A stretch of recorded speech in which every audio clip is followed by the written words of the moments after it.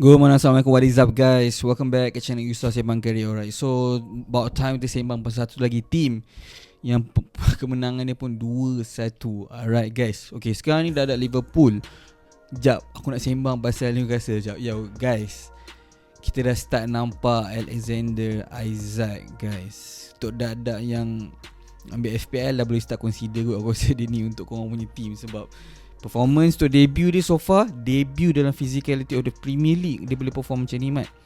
Alright, memang aku cakap tak adalah perform, maksudnya sebab kita lawan Liverpool agak aku nak ada perform macam ni. Lagi ni kira dah perform lah, right? Goal memang bagi aku dah meroket.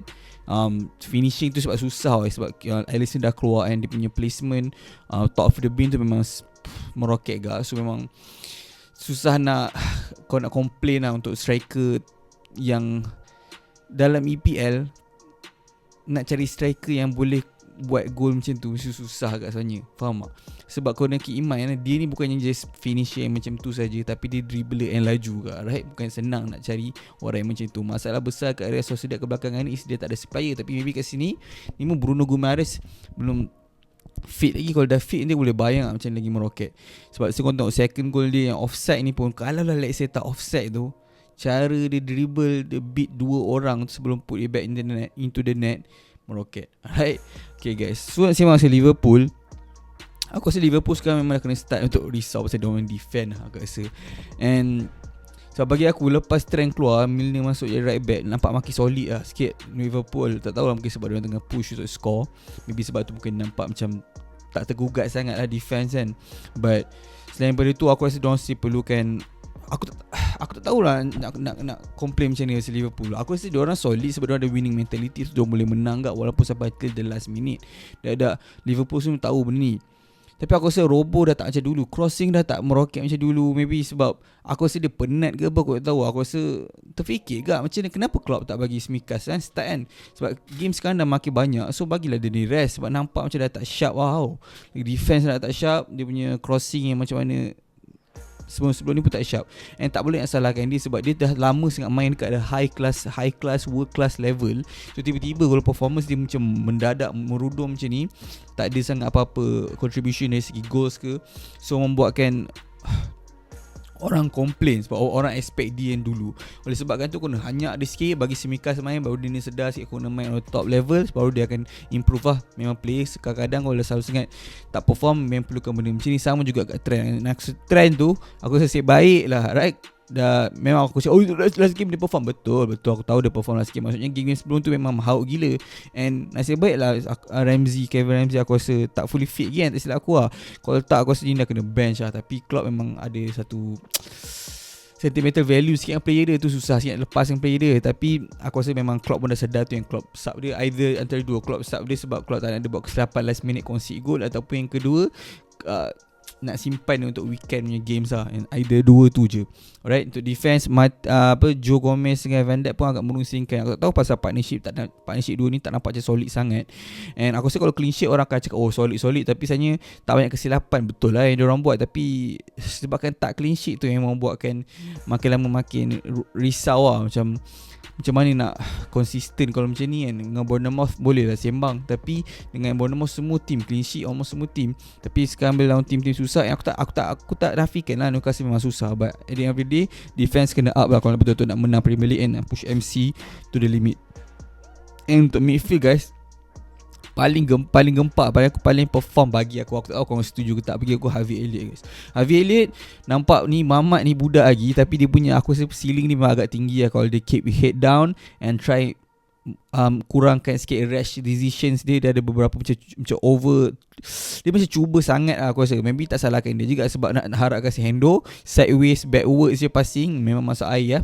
Aku rasa dia ni aku dah tak macam dulu lah si Hendo ni. So tapi tak apa juga sebab sekurang-kurangnya ada Harvey Elliott style yang lain, creative player. Tapi tak rely kat dia sangat lah. Kalau diinjek memang lagi hauk. And still aku punya stance terhadap Liverpool still sama sampai sekarang, perlukan midfielder guys. Aku takkan ubah sebab aku rasa memang perlukan midfield. Sebab Fabinho kita nampak game ni macam aku tak tahulah Klopp bagi suruh ke apa, dia macam cuba juga tu create chances, sekarang pun tak sesuai mat dengan dia ni. Dia ni macam tank tau. Dia ni macam break up the play, try untuk menang balik possession. Dia ni mamat ganas kan. Dia bukan mamat hati lembut macam elite untuk create chances sangat. So memanglah here and there dia akan try create chances, dia akan score, tapi game ni nampak dia cuba and aku rasa tak sesuai. And aku rasa Liverpool perlukan players lagi meroket. Aku rasa dia tak perlu buat macam ni kalau Hendo perform, tapi Hendo sebabkan aku rasa macam performance memang subpar gila, membuatkan aku rasa Fabinho punya cubaan untuk create something tu nampak obvious bagi aku, seorang fans yang bukan fans Liverpool lah. But aku rasa aku faham kenapa Klopp letak Hendo actually main juga, sebab budak yang main sebelah dia ni, si Elliot ni muda lagi and perlukan leadership, yang perlukan orang untuk jerit dengan dia ataupun bagi dia rasa selesa lah. Sekurang-kurangnya macam ada abang-abang main dengan dia, yang dia tak ada rasa high pressure sangat untuk create semua benda pada datang pada budak ni, and at the same time dia tak ada rasa macam tertekan. Alright, so aku rasa aku faham kenapa Klopp buat macam tu. Cumanya tak lah, aku rasa Hendo maybe lah, aku ni mungkin aku tak tahu, tapi maybe lah Hendo punya contribution dari segi leadership tu outweigh dia punya apa yang dia produce atas padang, membuatkan Liverpool akan lagi meroket. Kalau dia tak ada, tapi sebabkan kehilangan leadership dia membuatkan lagi kecundang Liverpool, maybe sebab tu okay lah, aku faham lah, aku boleh terima lah kenapa Klopp buat keputusan tu lah. And untuk attack, aku rasa Firmino since dah kena bash ramai gila orang itu, still terus masuk format. Alright, score pula memang killer instinct punya goal lah guys. Memang finishing tu memang tak ada chance lah, sebab first time man.